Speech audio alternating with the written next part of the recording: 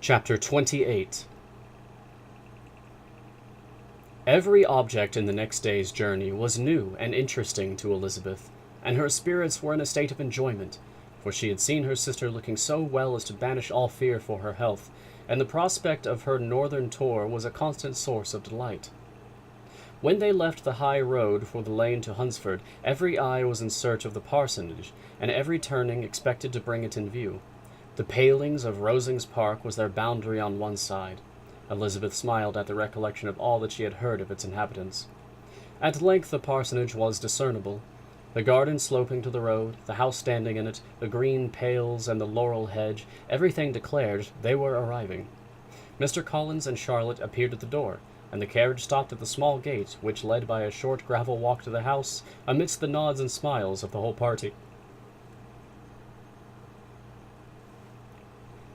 In a moment they were all out of the chaise, rejoicing at the sight of each other.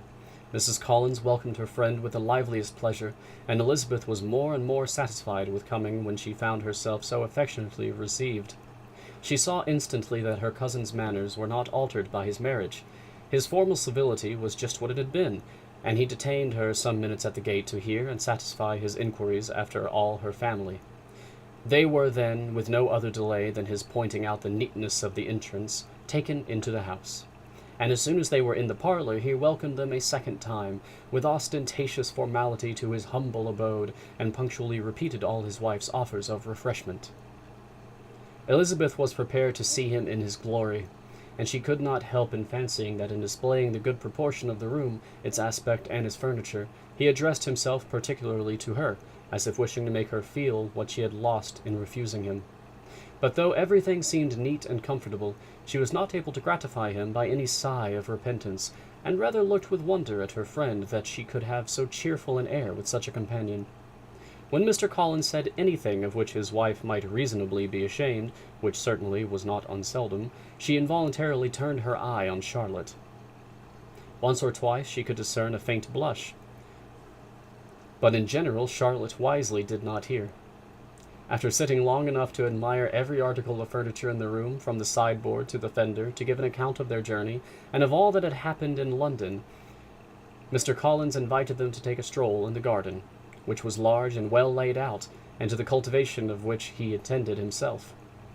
To work in this garden was one of his most respectable pleasures, and Elizabeth admired the command of countenance with which Charlotte talked of the healthfulness of the exercise, and owned she encouraged it as much as possible. Here, leading the way through every walk and crosswalk, and scarcely allowing them an interval to utter the praises he asked for, every view was pointed out with a minuteness which left beauty entirely behind. He could number the fields in every direction, and could tell how many trees there were in the most distant clump. But of all the views which his garden, or which the country or kingdom could boast, none were to be compared with the prospect of Rosings, afforded by an opening in the trees that bordered the park nearly opposite the front of his house. It was a handsome modern building, well situated on rising ground. From his garden, Mr. Collins would have led them round his two meadows, but the ladies, not having shoes to encounter the remains of a white frost, turned back, and while Sir William accompanied him, Charlotte took her sister and friend over the house, extremely well pleased, probably, to have the opportunity of showing it without her husband's help. It was rather small, but well built and convenient, and everything was fitted up and arranged with a neatness and consistency of which Elizabeth gave Charlotte all the credit. When Mr. Collins could be forgotten, there was really an air of great comfort throughout, and by Charlotte's evident enjoyment of it, Elizabeth supposed he must be often forgotten. She had already learnt that Lady Catherine was still in the country. It was spoken of again while they were at dinner, when Mr. Collins, joining in, observed, "Yes, Miss Elizabeth, you will have the honour of seeing Lady Catherine de Bourgh on the ensuing Sunday at church, and I need not say you will be delighted with her. She is all affability and condescension, and I doubt not but you will be honoured with some portion of her notice when service is over.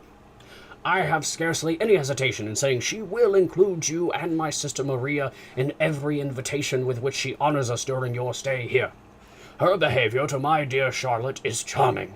We dine at Rosings twice every week, and are never allowed to walk home.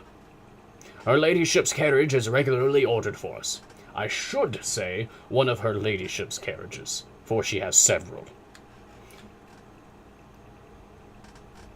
Lady Catherine is a very respectable, sensible woman indeed, added Charlotte, and a most attentive neighbor. Very true, my dear. That is exactly what I say. She is the sort of woman whom one cannot regard without too much deference. The evening was spent chiefly in talking over Hertfordshire news, and telling again what had already been written, and when it closed, Elizabeth, in the solitude of her chamber, had to meditate upon Charlotte's degree of contentment, to understand her address in guiding, and composure in bearing with, her husband, and to acknowledge that it was all done very well. She had also to anticipate how her visit would pass, the quiet tenor of their usual enjoyments, the vexatious interruptions of Mr. Collins, and the gaieties of their intercourse with Rosings. A lively imagination soon settled it all.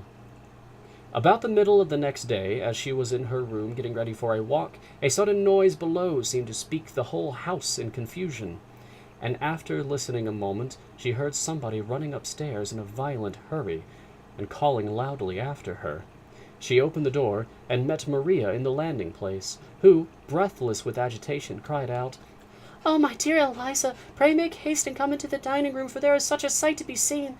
I will not tell you what it is. Make haste and come down this moment." Elizabeth asked questions in vain. Maria would tell her nothing more, and down they ran into the dining-room, which fronted the lane, in quest of this wonder. It was two ladies stopping in a low phaeton at the garden gate. "And is this all?" cried Elizabeth. "I expected at least that the pigs were got into the garden, and here's nothing but Lady Catherine and her daughter." "La, my dear," said Maria, quite shocked at the mistake, "it is not Lady Catherine. The old lady is Mrs. Jenkinson, who lives with them. The other is Miss de Bourgh. Only look at her. She is quite a little creature. Who would have thought that she could be so thin and small?" "She is abominably rude to keep Charlotte out of doors in all this wind. Why does she not come in?" "Oh, Charlotte says she hardly ever does.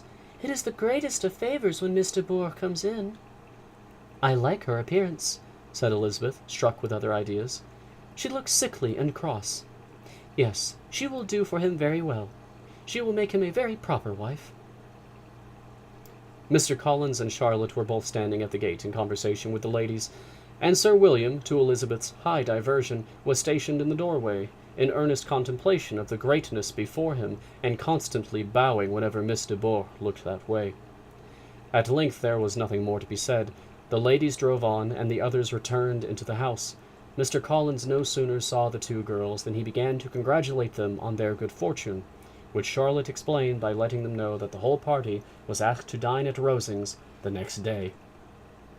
End of chapter 28.